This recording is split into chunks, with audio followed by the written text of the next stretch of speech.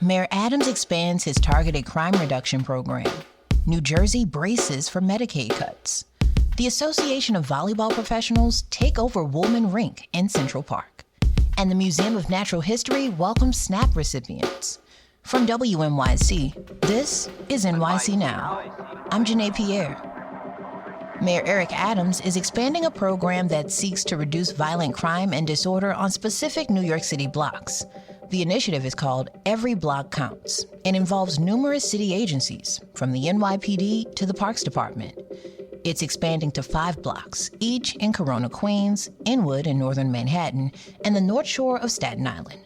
Adams says earlier efforts in Brooklyn and the Bronx have been successful. We know there's still blocks where we do have shootings, and we want to zero in on those locations and stop the violence and stop the quality of life concerns that New Yorkers are facing. A volunteer resident, dubbed a block CEO, is tasked with communicating with city officials about what's going on. New Jersey could lose more than $3 billion in federal Medicaid funding after President Trump signed a new law cutting the program that many low-income people rely on for health insurance. Sarah Edelman is the commissioner of New Jersey Human Services, the agency that runs Medicaid for the state.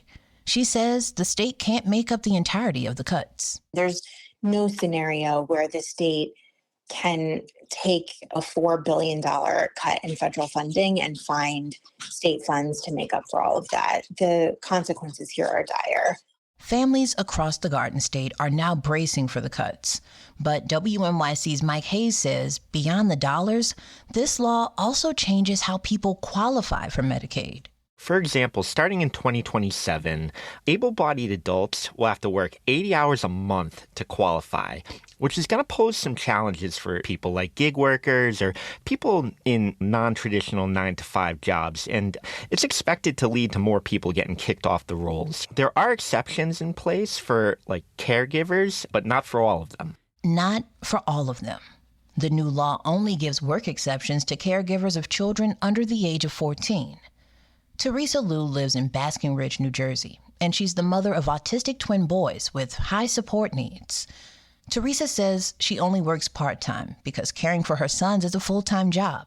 That means she's unable to fulfill the work requirements that come with this new law because her boys are turning 14 next year. It's criminal. Like, this bill should be criminal because it really does erase the chance for a lot of these children to have a future. Doctors are also concerned about this new law. My colleague Mike talked with Dr. Eileen Conti. She's an ophthalmologist who runs a private practice in Bedminster, New Jersey. Mike says Dr. Conti has firsthand experience with what happens when Medicaid patients lose coverage. She told me about one woman who, in fact, went blind because she lost her coverage. This woman was suffering from glaucoma, and she just all of a sudden stopped coming in for her appointments. She couldn't afford the costly eye drops that you have to take to treat that disease. Dr. Conti told me the woman eventually started showing up again. After a year, she was able to get back on some healthcare coverage, but by that time, she had completely lost her vision in one of her eyes. The state estimates that 350,000 New Jerseyans will lose their health coverage under President Trump's new law.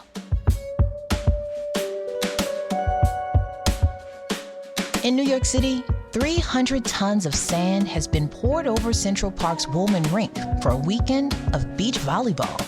More on that after the break.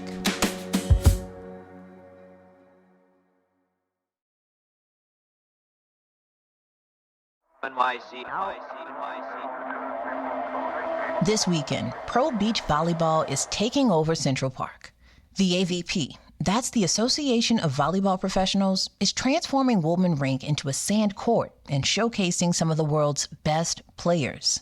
One of those players is Melissa Humana Paredes. The silver medalist from Canada currently plays for the Palm Beach Passion, one of 8 teams in the league. Playing the game she loves at this level is a dream come true for Melissa.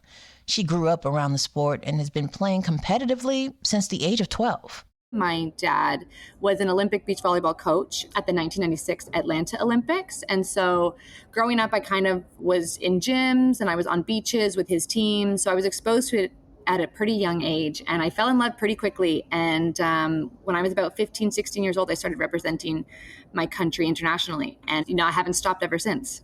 For New Yorkers, beach volleyball isn't a sport you see every day.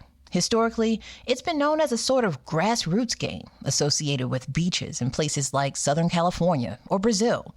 But the AVP is hoping to change that by showcasing players in places like the Big Apple and showing fans that beach volleyball can be played anywhere. It can be played in the middle of New York City, in a concrete jungle, in a metropolitan city, in the middle of Central Park. I think the opportunities are endless for this sport. And I think it's great to grow the game. It's not just played on beaches. In fact, we often don't play solely on beaches anymore. We're often in tennis stadiums or in a makeshift parking lot. And so I think it just diversifies the game and promotes it in different settings because it's meant to broaden horizons.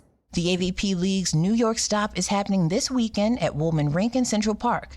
Doors open Saturday night at 5 with matches starting at 6. And on Sunday, doors open at 11 in the morning with play at noon.